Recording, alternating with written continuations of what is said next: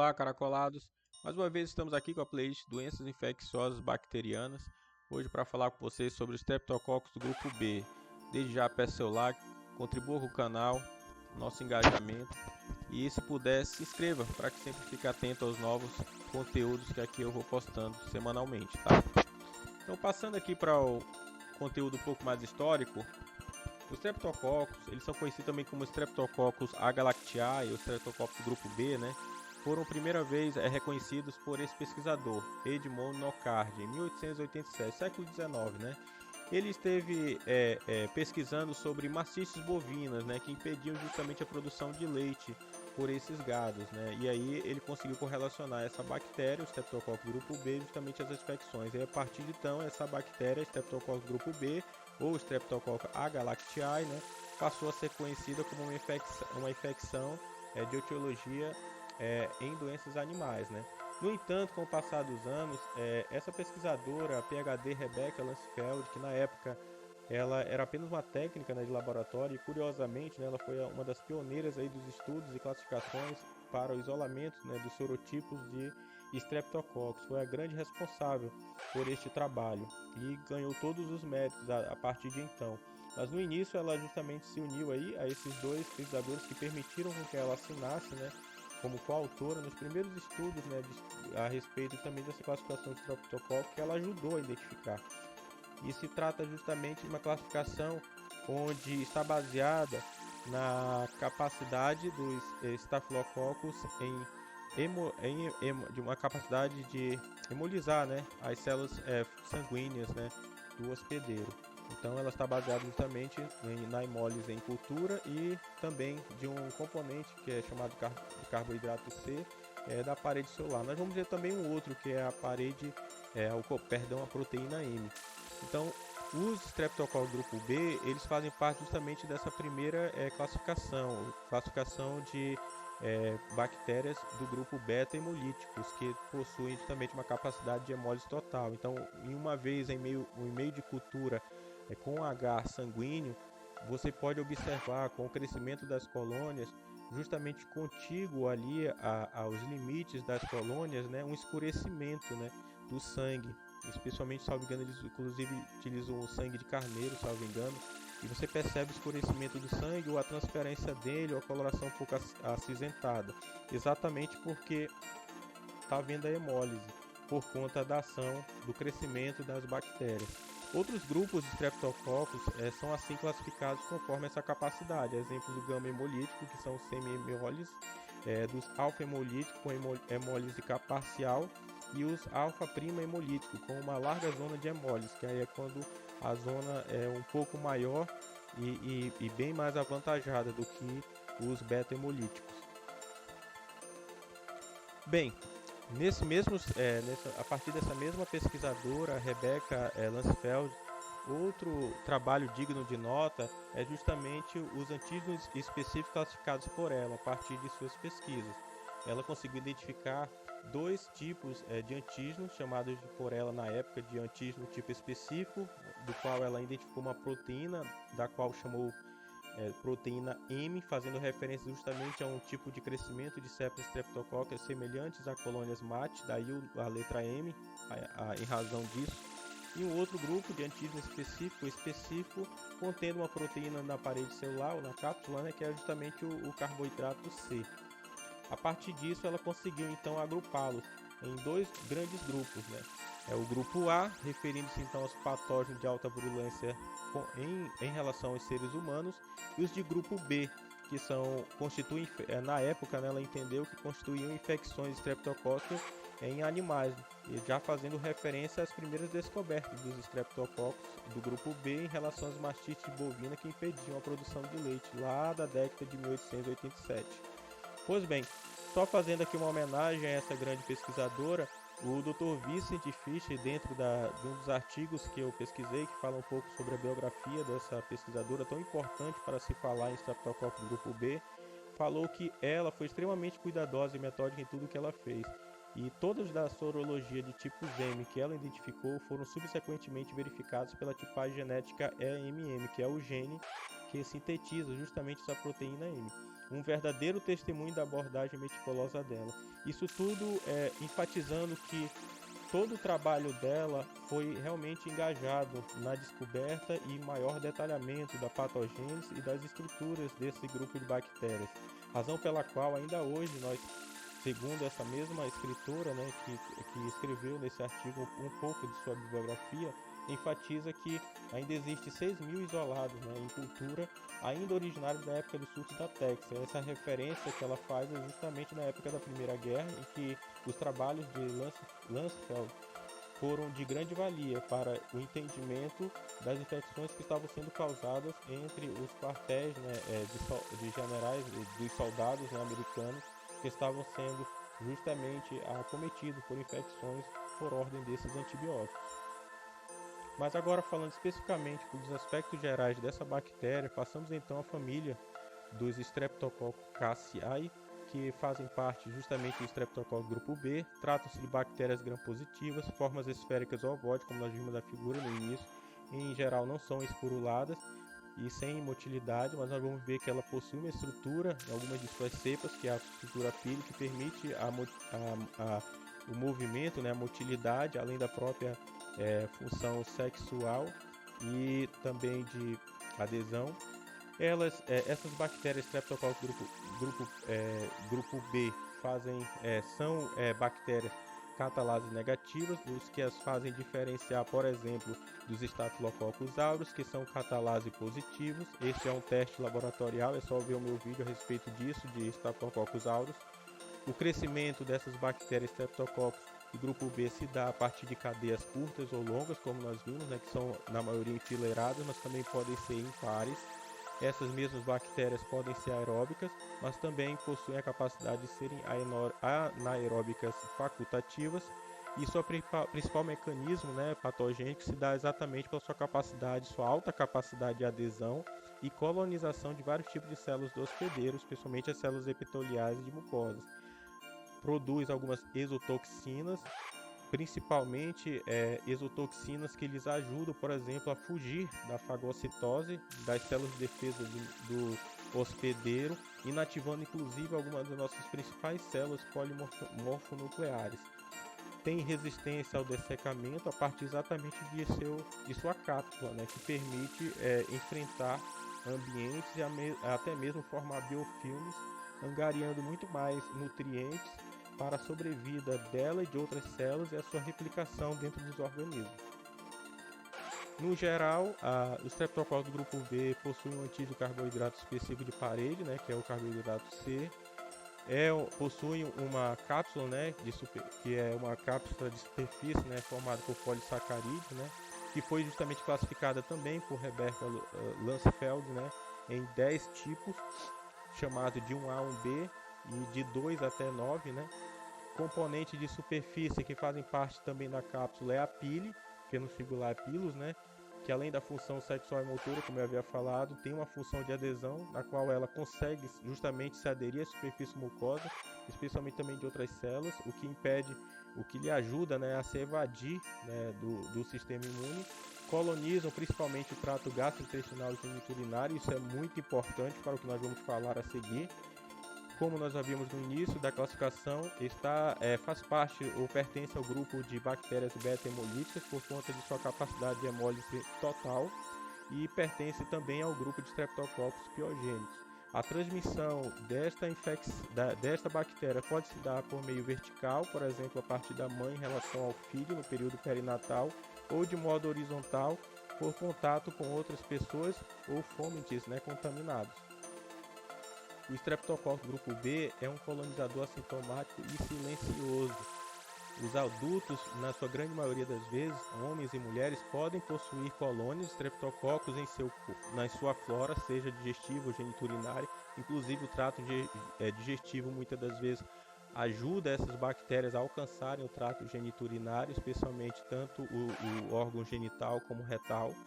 E isso é uma forma do qual ela encontra para acometer justamente as mulheres de infecções do trato urinário e dos homens, por exemplo, de prostatite. No entanto, as mulheres, especialmente as mulheres saudáveis, por exemplo, muitas das vezes elas estão colonizadas, um terço delas são assintomáticas, e essa relação do Streptococcus grupo B infectando seres humanos data apenas da década de 30, onde apareceram publicados os primeiros 3 casos fatais de sepsis puerperal, seguidos na década de 60 por outros casos, mas agora de infecções neonatais também de ordem fatal, que justamente justificaram as pesquisas e a levantamento, né, e confirmação das hipóteses de que eles não eram apenas bactérias que infectavam animais, mas também os seres humanos. Então, os principais fatores de risco agora que nós precisamos nos preocupar começa pelos grupos de risco, né? As grávidas, os neonatos recém-nascidos, os idosos a partir de 65 anos e os adultos imunocomprometidos são os principais grupos, né, que podem ter colônias, né, de bactérias e, claro, manifestar as infecções dentro de seu organismo, vindo a justamente ser acometido com doenças graves, a exemplo da sepse ou meningite, que é a bacteremia, pneumonias, dentre outras doenças. Então, o quadro a seguir mostra uma listagem dos principais fatores de risco desses grupos, a começar, como eu falei, da idade, 65 anos, né, tanto para homens como para mulheres, especialmente idosos institucionalizados, que muitas vezes estão acamados e acabam gerando feridas, como úlceras de decúbito e outras comorbidades que, no caso de diabetes, né, podem causar infecções nos tecidos, como dos pés, né?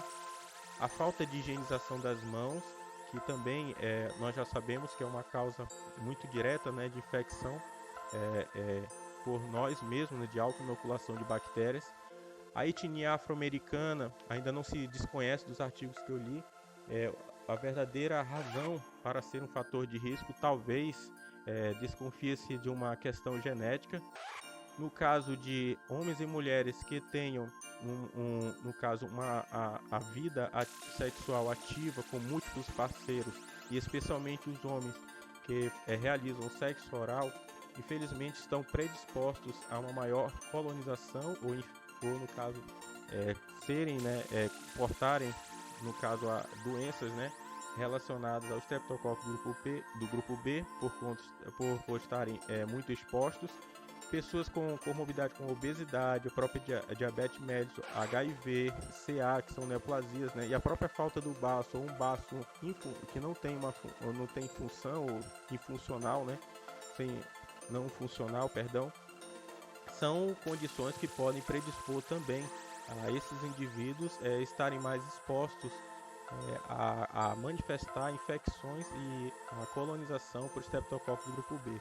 No caso das mulheres, no período menstrual, o uso de tampão, se não utilizado pelo tempo indicado, geralmente até cerca de 5 horas, ao passar desse período, acaba com o sangue acumulado, serve de meio de cultura para essas bactérias no trato geniturinário, o que aumenta a sua capacidade de colonização e até mesmo de formação de biofilmes, o que predispõe a mulher justamente a uma maior possibilidade de infecção, de manifestar infecções. Os prematuros e recém-nascidos de baixo peso também, por uma condição de vulnerabilidade, né, até mesmo do seu sistema imune, também nós vamos ver nos próximos slides, são condições, fatores de risco, né, que faz com que eles sejam mais predispostos à infecção por Streptococcus grupo B. E a própria colonização, né, da grávida, ou mesmo daquela que tem histórico, né, de gravidez, que apresentou a colonização e a infecção de neonatos, né, por Streptococcus grupo B, também são fatores de risco a exigirem uma profilaxia antibiótica intraparto, como nós veremos também a seguir.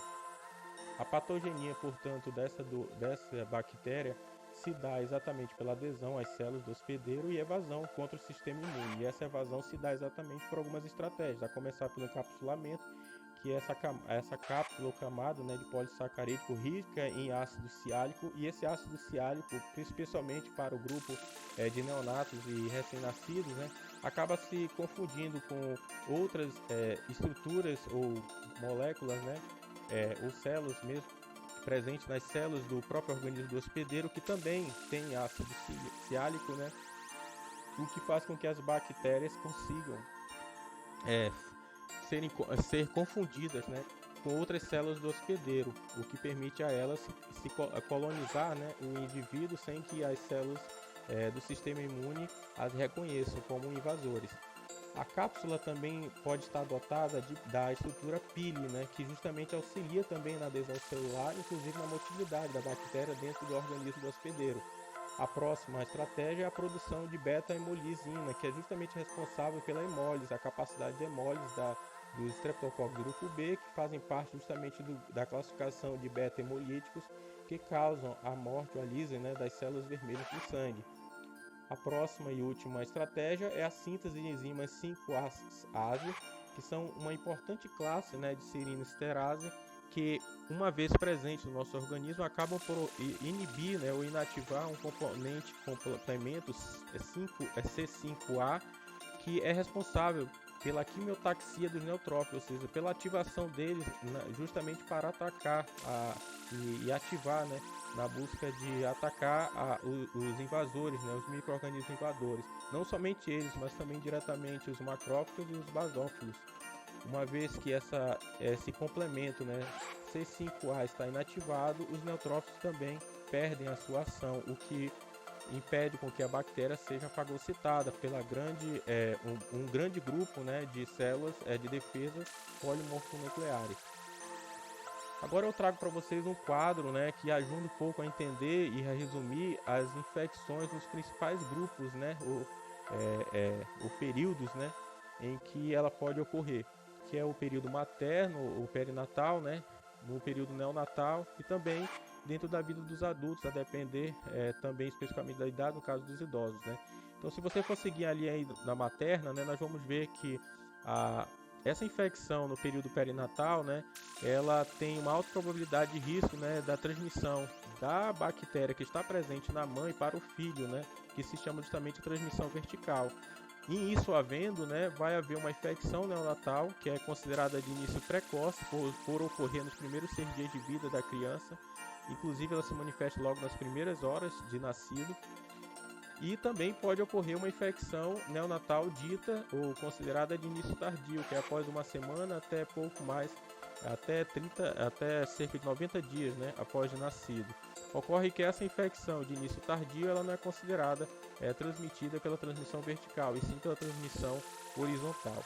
De qualquer forma, paralelamente a isso, há necessidade, portanto, de um rastreamento na 35ª, 37ª semana desta grávida, para que justamente se identifique se ainda há ou se está havendo, né, a colonização por Streptococcus do grupo B, justamente para impedir que haja essa transmissão vertical quando da passagem da criança pelo colo da mulher, né, no parto, ou mesmo pouco antes, quando a membrana, né, se rompe, onde a bactéria pode ascender e alcançar o útero, né, inclusive no caso infectando a criança. Para tanto, dentro desse teste de cultura, né, que é feito, é observado neste momento intraparto, né, se está havendo uma colonização, por exemplo, maior do que 10 colônias por unidade por mililitro, e em havendo, né, vai haver justamente a conduta profilática que constitui justamente uma profilaxia antibiótica intraparto, que constitui principalmente do emprego da penicilina, como nós veremos mais à frente. Havendo a infecção, ainda estaremos diante então de uma infecção estreptocócica no grupo B neonatal. Aí vão ocorrer duas situações. Na verdade, nós vamos ver que existe até uma terceira. A síndrome clínica de início precoce ou de início tardio, ou mesmo de início muito tardio, que não está aí, mas vocês vão ver mais à frente. A de início precoce se dá justamente pela transmissão vertical, como nós vimos na primeira sequência do diagrama, e a de início horizontal pode se dar, por exemplo, pelo contato com outras crianças ou pessoas doentes, a exemplo de qualquer outro fômite, né, objeto contaminado a qual a criança seja exposta, né, o recém-nascido. Entre os adultos, tanto homens, mulheres como idosos podem ser acometidos, né, mas os idosos, especificamente mais a partir dos 65 anos, são o que chamam mais a atenção, né, dos cuidados da saúde pública. E no caso das mulheres e dos homens, né, pode se dar em qualquer faixa etária, especialmente se manifestando no caso dos homens a partir de uma prostatite, por conta que a bactéria consegue chegar e ascender, né, colonizando justamente esse órgão, a exemplo das mulheres com a infecção do trato urinário, onde ela pode alcançar inclusive a uretra, né, ou a bexiga. Bem, então quais são os achados clínicos ou mesmo do exame físico, né, que nós vamos encontrar, né, nessas situações de infecções, claro, dando importância às principais, né, dessas manifestações. Bem, a primeira delas nos adultos pode acontecer por causa de uma bacteremia, né, que justamente pode ser por uma infecção focal ou sem foco, né, com relação a bactéria que está causando a infecção. Essa mesma bactéria, o Streptococcus grupo A, pode vir associada a outra bactéria, por exemplo, o Staphylococcus aureus, que está muito presente na nossa pele, o que faz com que a infecção possa, por exemplo, apresentar um ponto focal, né, da infecção. E em havendo essa bacteremia, muitas das vezes pode haver um rebaixamento ou alteração do estado mental, além da própria febre e calafrios, que são bem típicos da infecção bacteriana.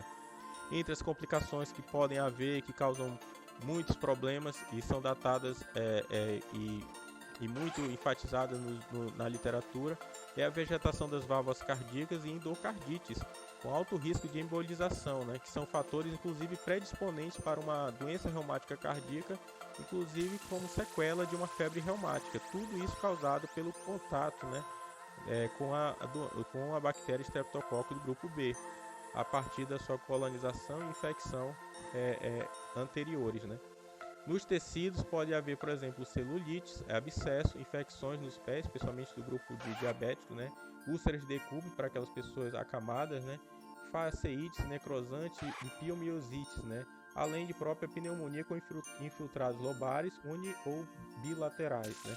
Além disso, ossos e juntas, né? Além de tecidos moles, também podem ser acometidos, exemplo de osteomielites agudas ou crônicas que podem se apresentar, artrites sépticas, inclusive envolvendo múltiplas juntas, a começar de joelhos, tornozelos e ombros, que são bastante afetados, e especificamente no período natal, né, pré-natal, que é o que mais chama a atenção quando estudamos a respeito do grupo de bactérias estreptocóccicas do grupo B, é justamente a endometrite, coriomielite, a prematuridade do parto ou natimortos, inclusive a bacteremia e infecção pós-parto. Pois bem, falando agora do início das infecções, vamos tratar agora da infecção neonatal ou mesmo de início precoce. Como nós já adiantamos no diagrama, trata-se de infecções nos primeiros 7 dias de vida do nascido, no caso especificamente menos de 7 dias. Seus sintomas já ocorrem nas primeiras 24 a 72 horas, em média na primeira hora após o nascimento. Podem ocorrer, no caso, uma bacteremia ou mesmo uma pneumonia, que é caracterizada somente pela dificuldade respiratória, apneia, taquipneia, respiração ofegante, cianose. E outros sinais são exatamente a febre, né, a letargia, má alimentação, distensão abdominal, palidez, icterícia, taquicardia e hipotensão, né? E os prematuros muitas vezes não vão apresentar febre ou hipotermia, o que vai chamar a atenção e exigir um maior cuidado dos profissionais de saúde. A meningite nessa faixa etária não é tão comum, bem como as infecções de ossos juntas ou tecidos moles. Agora, a infecção natal de início tardio, aquela que ocorre exatamente 7 dias a 90 dias após o nascimento, aí nós já vamos estar diante de uma transmissão, certamente de origem horizontal, e em casos raros ela vai estar presente, por exemplo, a partir do leite materno, de mães acometidas, por exemplo, por matite, né, causadas por Streptococcus do grupo B. Mas esses casos, repito, são raros na literatura. Em geral, a transmissão vertical só se dá na infecção de início precoce.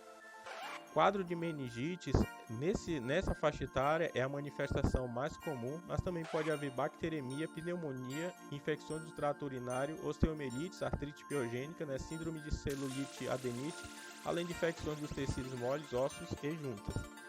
E agora sim, a infecção neonatal de início muito tardio. Acomete crianças a partir de 3 meses de vida, ou seja, recém-nascidos um pouco mais velhos do que as outras faixas etárias que nós vimos, né? O grupo de risco deste período ou faixa etária é justamente crianças com histórico de prematuridade, baixo peso ao nascer ou mesmo com idade pré-patelar inferior a 3 meses, né? E no caso de crianças que não sejam prematuras, né, geralmente essas infecções estão associadas a alguma imunodeficiência ou mesmo infecções pelo vírus HIV. A meningite e a bacteremia são manifestações bem comuns nessa faixa etária de infecção. Os testes laboratoriais que são utilizados especialmente para rastreamento no caso das grávidas é a bacteriúria ou Suave zaragota, né, que é justamente o exame do cotonete, né, onde é justamente coletado, né, secreções vaginais ou retais, justamente para ver para ver a identificação do Streptococcus grupo B. Em neonatos, no caso já de diagnósticos, né, para as infecções, se faz necessário hemocultura, PCR, urocultura, né, punção lombar do líquido, aspirado traqueal mesmo do local da supuração no osso ou do líquido pleural, articular ou sinovial, justamente para se identificar ou não a presença do Streptococcus grupo B e se classificar numa daquelas faixas etárias de infecção ou de doença, né, de início precoce, tardio ou muito tardio. E os testes fenotípicos, né, para classificar esse Streptococcus grupo B, em geral são os cromogênicos, né, por exemplo, o caldo de Todd Waite, né, mas podem ser utilizados alguns outros para confirmação, como teste CAMP, teste de aglutinação de látex, técnicas moleculares, positividade em caldo granada e, claro, além do próprio teste do grupo betas hemolíticos, né. Bem, e como é a profilaxia então antibiótica intraparto para essas mulheres que estão apresentando no primeiro momento essa colonização, né? Vai se dar justamente por uma cultura positiva próxima ali do parto, né, na 35ª, 37ª semana de gravidez, que tenham também um histórico de bacteriúria nos primeiros trimestres de gravidez, ou mesmo que já tenham tido algum histórico, né, de infecção em algum dos seus filhos de outra gravidez, né? Já para aquelas grávidas não rastreadas que já entraram em trabalho de parto prematuro em menos de 37 semanas, já se aconselha a profilaxia, né? Especialmente aquelas que já têm uma ruptura de membrana há pelo menos 18 horas ou mais, né? Ou com uma temperatura intraparto elevada, né? Com a febre alta de maior que ou igual a 38 graus Celsius, além do próprio teste de amplificação de ácido nucleico positivo, né? E como é que se dá essa profilaxia? Exatamente através da penicilina ou da ampicilina, né, que são administrados pelo menos 4 horas antes do parto e pode se repetir a cada 4 horas, salvo engano, do que da literatura que eu vi, para que justamente tente se evitar a contaminação pela via vertical. Em pacientes alérgicas, né, a penicilina faz-se uso da cefazolina, mas claro, essa alergia não pode ser severa. Caso seja severa, onde ela pode apresentar um quadro de anafilaxia, angioedema ou dificuldade respiratória ou urticária, faz-se uso então da clindamicina, com claro teste prévio à suscetibilidade da droga em relação à bactéria Streptococcus grupo B, pois se houver resistência por parte da bactéria, deve-se usar então uma droga mais forte que é a vancomicina. O tratamento pode ser empírico e específico, e no caso o tratamento empírico se dá justamente por uma terapia combinada, na grande maioria dos casos, a começar por uma ampicilina junto com uma gentamicina. A gentamicina é um aminoglicosídeo, e a razão de fazer essa terapia combinada é para que se haja justamente o efeito sinergista. Em outros vídeos eu já discuti sobre isso. O efeito sinergista pode ser visto como um efeito adverso.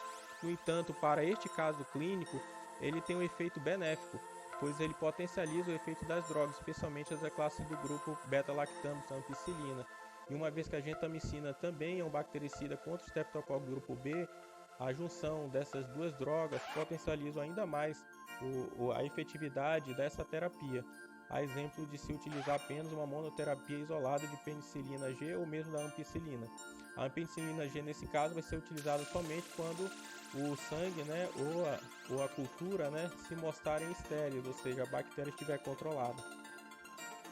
Agora, no caso da antibioterapia específica, né, para esse tratamento que, no caso, por exemplo, de meningite neonatais, né, depois do tratamento empírico, caso você ainda tenha um fluido cerebroespinhal, né, positivado, você vai ter que se utilizar de outros exames de neuroimagem, por exemplo, para descartar epiema subdural, abscesso intracraniano, tromboflebites sépticas, além do próprio sebrites ou mesmo destruição, né, do parênquima do cérebro, caso, por exemplo, ainda esteja aumentado, né, as células polinucleares e as proteínas, né, presentes no líquido, né.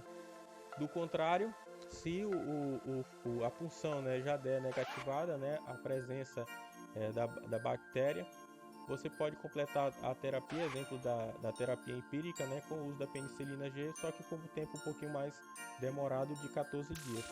Pois bem, essas são minhas referências, espero que vocês tenham gostado do vídeo. Ele muitas das vezes é um pouco longo por conta das informações. Desde já agradeço com o seu like, peço que você se inscreva para acompanhar